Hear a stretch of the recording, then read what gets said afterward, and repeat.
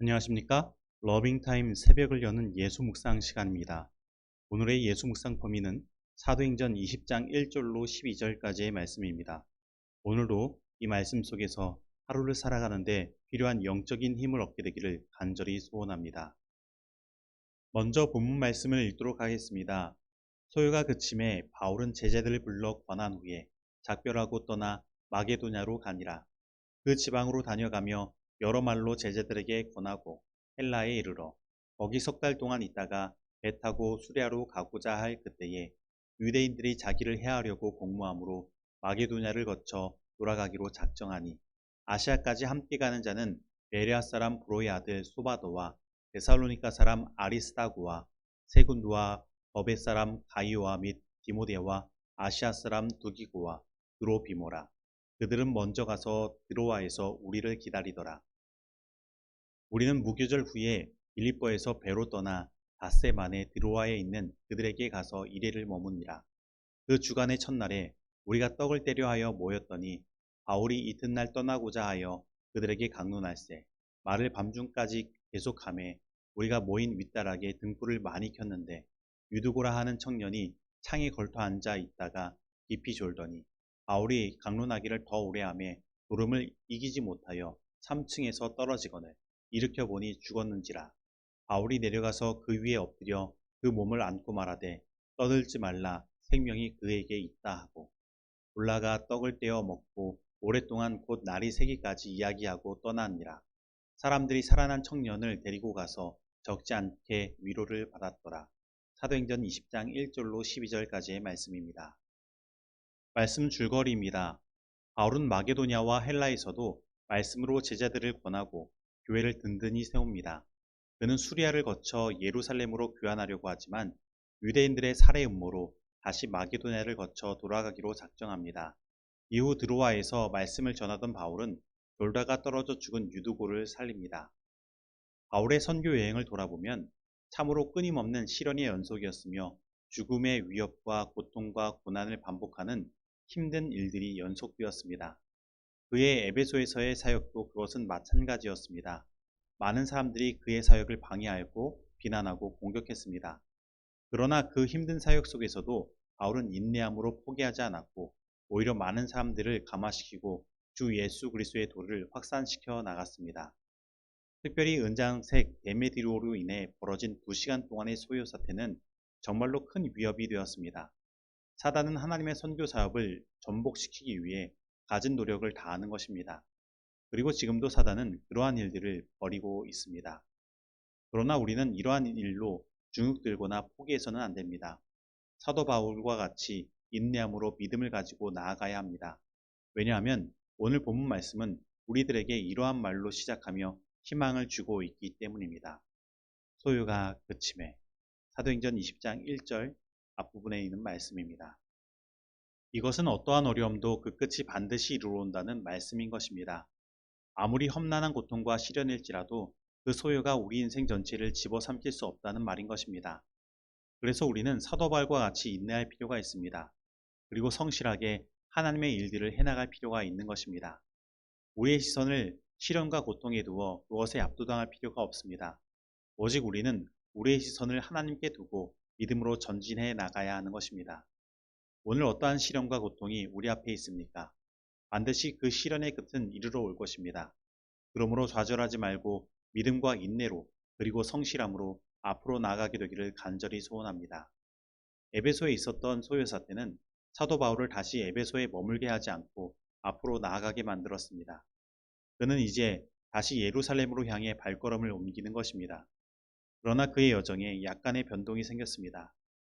원래 그는 헬라 즉 고린도에서부터 배 타고 수리아로 갈 계획을 세웠지만 자기를 해하려는 유대인들의 공모가 있다는 소식을 듣고 마게도냐로 돌아가는 길을 택하게 된 것입니다. 그래서 바울은 드로아에서 7일을 머물 수 있는 기회를 갖게 되었고 그곳에서 말씀을 강론할 수 있었습니다. 그리고 이제 마지막 7째 날, 곧 그 주간의 첫날에 사도 바울을 보내는 송별회가 열리게 되었고 바울은 성도들에게 하나님의 말씀의 깊은 은혜를 전하기 위해 강론한 것입니다. 그런데 사도 바울은 이제 그의 마지막 여정이고 이제 언제 다시 만날지 모르는 상황 속에서 강론하다 보니 그들에 대한 사랑과 염려로 말씀이 밤중까지 계속된 것입니다. 그러다 보니 유도고라 한 청년은 어찌해서 위험한 창가에 앉게 되었는지 모르지만 그만 바울의 설교를 듣고 졸다가 창가에서 떨어져 죽게 된 것입니다. 세상의 많은 설교자들은 이 유두고의 이야기를 가지고 이러한 경고의 말씀을 줍니다. 설교 시간에 졸으면 죽을 수 있다. 혹은 어떤 설교자는 힘과 용기를 주려고 합니다. 몸이 피곤해서 교회에서 졸게 되더라도 교회에서 졸면 죽더라도 다시 사니 교회에 나오십시오. 졸더라도 교회에 나오십시오. 그런데 정말로 오늘 본문 말씀이 그러한 것을 전하는 것이 핵심일까요? 누가는 왜 이 유두고에 대한 이야기를 기록했을까요? 단순히 사람들에게 재미있는 일화를 이야기한 것일까요? 그렇지 않습니다. 분명 하나님께서 누가를 통해 우리에게 들려주고 싶은 이야기가 있는 것입니다. 그러면 다시 오늘 본문 말씀을 조명해 보며 생각해 보겠습니다. 사도 바울이 말씀을 열정적으로 전하는데 말씀이 길어져 밤중까지 계속되었습니다. 그런데 그때 유두고가 돌다가 떨어져 죽었습니다. 그리고 사도 바울이 하나님께 기도함으로 유두고가 다시 살아나게 됩니다. 보통 이러한 큰 사건이 벌어지면 교회에서 어떻게 행동하게 될까요? 아마 장로님이 설교자에게 나아가 이렇게 말할 것입니다. 이제 밤도 늦었고 유두고의 일도 벌어졌으니 말씀을 그만하고 모임을 파는 것이 어떻겠습니까? 그리고 말씀을 듣던 성도들도 이제 빨리 집에 갈 수 있겠다 생각하고 이 일을 핑계 삼아 집으로 돌아갔을 것입니다. 그런데 오늘 본문 말씀은 어떻게 이야기하고 있습니까? 바울이 내려가서 그 위에 엎드려 그 몸을 안고 말하되 떠들지 말라 생명이 그에게 있다 하고 올라가 떡을 떼며 먹고 오랫동안 그날이 새기까지 이야기하고 떠나니라. 바로 유두고의 사건은 사도 바울의 말씀에 대한 열정을 막지 못한 것입니다. 그리고 생각해보면 그 말씀을 들으려는 드로아 교회의 교인들의 열정도 대단한 것입니다. 그들은 그렇게 길게 말씀을 나누는 바울의 설교를 유두고의 사건으로 이제 그만둘 수 있었지만 오히려 날이 새기까지 바울과 이야기하며 들은 것입니다. 즉 사도 바울에게는 열정으로 가지고 밤이 새도록 전할 기별이 있었고 드로아 교인들에게는 그 은혜의 말씀을 듣기 위한 불같은 열정이 있었다는 것입니다. 그리고 이러한 것을 보면 유두고가 위험한 창가에 앉게 된 것도 그 말씀을 들으려고 하는 열정 때문에 졸린 자신을 어떻게 해서든 깨우기 위해 그리고 그 말씀을 더 집중해서 듣기 위해 앉았을 것이라는 생각을 하게 되는 것입니다. 그래서 오늘 본문 말씀은 우리에게 이러한 질문을 던지는 것입니다. 오늘 나에게는 밤새도록 전할 말씀이 있으며 그러한 열정이 있는가? 오늘 나에게는 밤새도록 말씀을 들을 만큼 말씀에 대한 사모함과 열정이 있는가? 분명 초대교회의 부흥의 역사는 이 말씀에 대한 열정으로부터 이르러 온 것입니다. 그런데 오늘날 우리들의 모습을 보면 어떻습니까? 밤새도록 나눌 말씀의 기별이 있습니까? 밤새도록 말씀을 들을 수 있는 말씀에 대한 애정과 열정이 있습니까?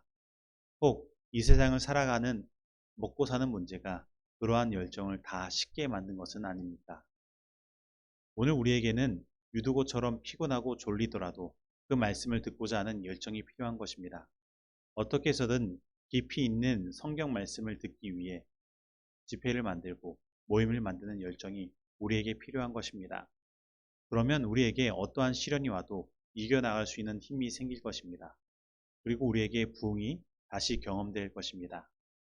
전 세계를 통해 성경 연구의 부흥이 절실히 요구된다. 인간의 주장보다 하나님의 말씀에 깊은 주의를 기울여야 한다. 이 일을 행할 때에 큰 사업이 성취될 것이다. 하나님께서 내 입에서 나가는 말도 헛되이 내게로 돌아오지 아니하겠다고 말씀하셨을 때 말씀하신 그대로 성취될 것을 의미하신 것이다. 복음은 모든 민족에게 전파되어야 한다. 성경은 모든 사람에게 펼쳐져야 한다. 하나님을 아는 지식은 가장 고상한 교육에 속하는 것이며 마치 물이 바다를 덮은 같이 그 지식은 놀라운 진리로서 온 지상을 덮을 것이다.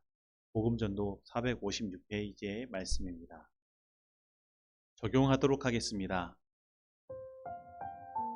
오늘 나는 어떠한 시련도 그 끝이 있음을 생각하고 삶 속에 있는 시련과 고통 속에서도 인내와 성실함을 가지고 살아가고 있습니까?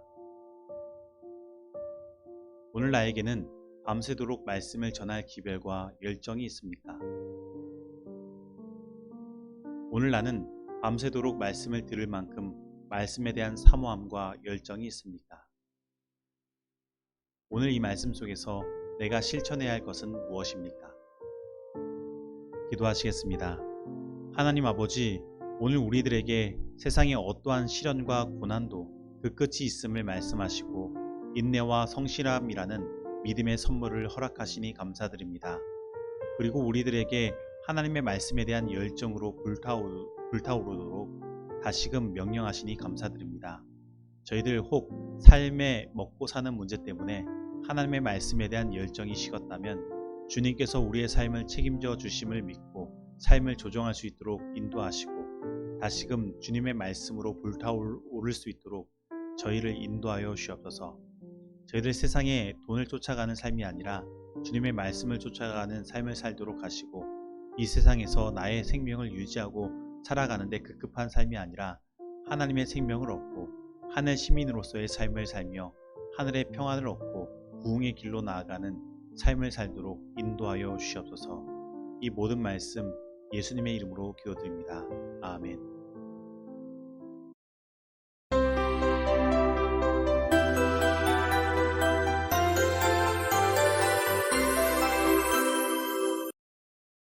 중보기도 시간입니다. 오늘은 이용승 집사님 가정을 위해 기도하겠습니다. 그리고 구도자 이경선, 장정임, 김예진을 위해 기도하도록 하겠습니다. 그리고 마지막으로 코로나와 전쟁으로 인해 시작되는 경제적인 위기에서 우리 모두의 삶을 지켜주시도록 기도하도록 하겠습니다. 다같이 기도하겠습니다. 하나님 아버지, 오늘 우리들에게 다시 한 새로운 이날을 허락하시고 하나님의 말씀으로 이 새로운 하루를 시작할 수 있도록 인도하심에 감사드립니다. 오늘은 이용승 집사님 가정을 위해 기도드립니다. 하나님께서 이용승 집사님을 1993년 양일권 목사님을 통해 침례를 받게 하시고 저희 재림교인으로 살아가게 하셨습니다. 하나님 아버지, 집사님의 삶을 끝까지 책임져 주시고 삶의 모든 근심과 걱정들 주님 앞에 내려놓고 참된 하늘의 평안을 가지고 살아갈 수 있도록 언제나 함께하여 주시옵소서. 그리고 집사님이 가진 선교에 대한 열정과 성도를 돌아보는 열정 주님께서 아시오니 항상 성령의 은혜에 함께하여 주시사 구도자들을 위한 기도와 성도들을 위한 기도가 언제나 응답되게 하시고 그 열정이 꺼지지 않도록 언제나 힘을 허락하여 주시옵소서. 그리고 집사님의 가정에 이승호, 이승영 두 자녀가 있습니다.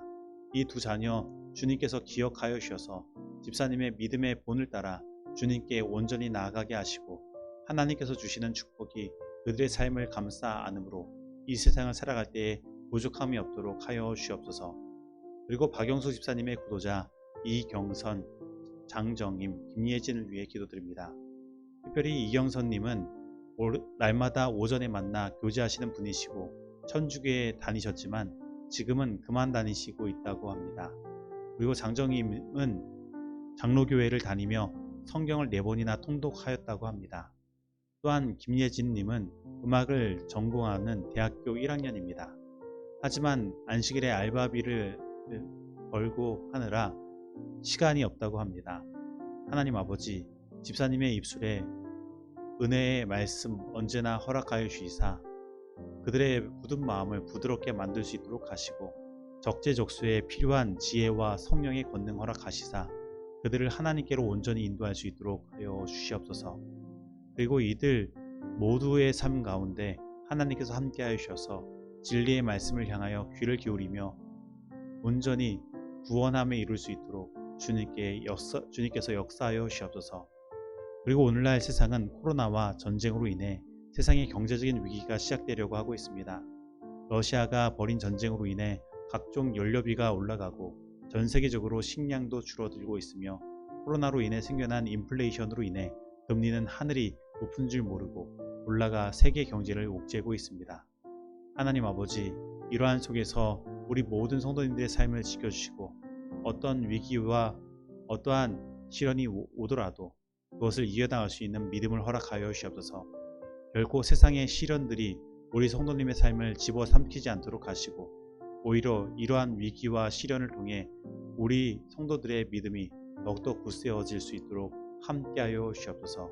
이 모든 말씀 예수님의 이름으로 기도드립니다. 아멘.